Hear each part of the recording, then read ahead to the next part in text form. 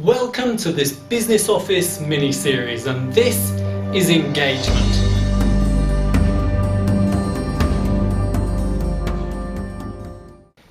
Creating engagement is very similar to leadership in many ways, driving change, driving engagement, driving leadership.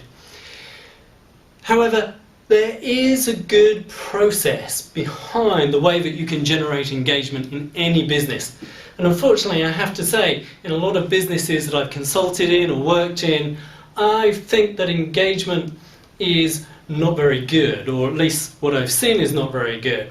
And often people don't have the time or don't have the resources available to truly do a good job of engagement.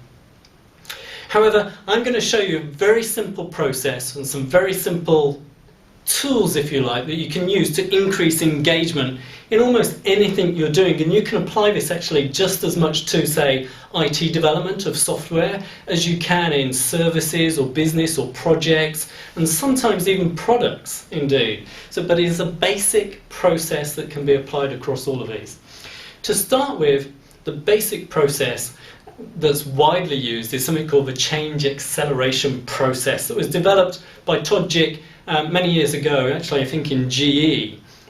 And this follows the starting point, which says that we have the state of play today, so our current position. Then we're going to go through some transition to get to, eventually, of course, the future state. Now, obvious but important to understand, because if you're going to get some engagement, you need to know what the future state is, or for products and services, you need to know what it's going to work like at the end of it. As we go through this human transition of engagement, if you like, then there are some steps. First of all, you've got to identify the goal, the key goal. So what is the goal? Many people use the word vision, but I think goal is far more appropriate. You need to be able to articulate the goal really well. Behind it then, you need to be able to build commitment.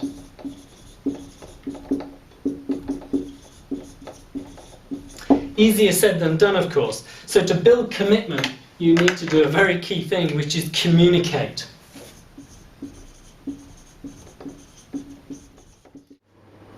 Communication is key to the success of any engagement, but good communication.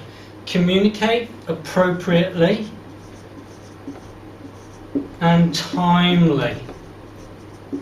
Or CAT is an easy way to remember it. Communicate appropriately and timely.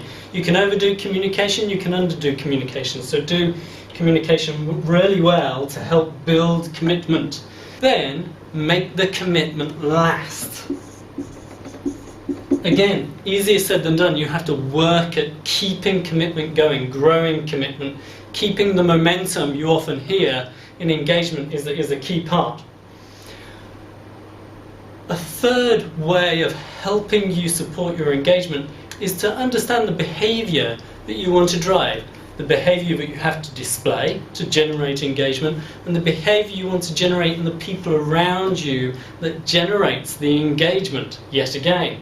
So there's an easy tool to do that, and that's to pinpoint the exact behaviours that you want.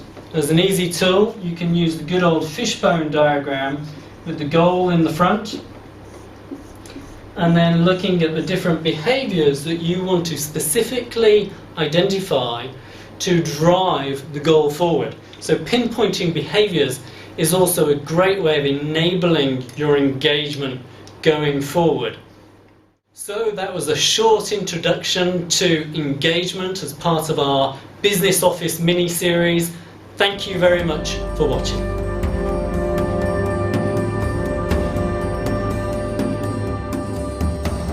So, when was the last time that you were really engaged by something in work? And why?